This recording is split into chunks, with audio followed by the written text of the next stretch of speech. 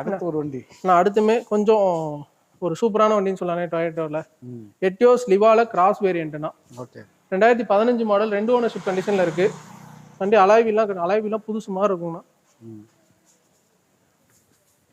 2 ownership கண்டிஷனில் இருக்குங்கண்ணா. Interiors நீட்டாக இருக்கும்.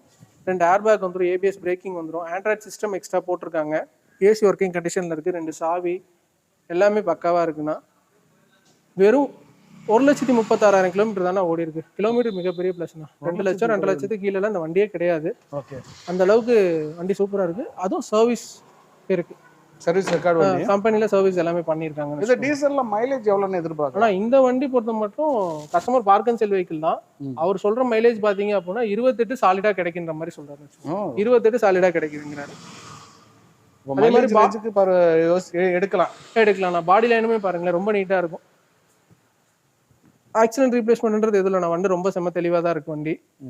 இந்த வண்டிக்கு நமக்கு கேட்கக்கூடிய ப்ரைஸ் வந்து பார்த்தீங்க அப்படின்னா 4,80,000 ரூபா கேட்குறாங்கண்ணா. ப்ரைஸ் ஃபிக்ஸ் இல்லை, அதை நெகோஷியபிள் பண்ணி தரலாம்னா.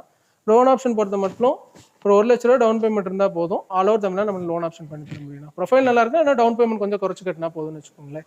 தெளிவான வண்டி, மைலேஜில் பார்க்குறவங்களுக்கு சூப்பரான வண்டி. எட்டியோஸ் லிவால கிராஸுங்கிறது கொஞ்சம் கிடைக்காத வண்டின்னு வச்சுக்கோங்களேன். இன்னைக்கு பெட்ரோலே 2015 4 லட்ச ரூபா 4,7 லட்ச ரூபா கேட்பாங்க.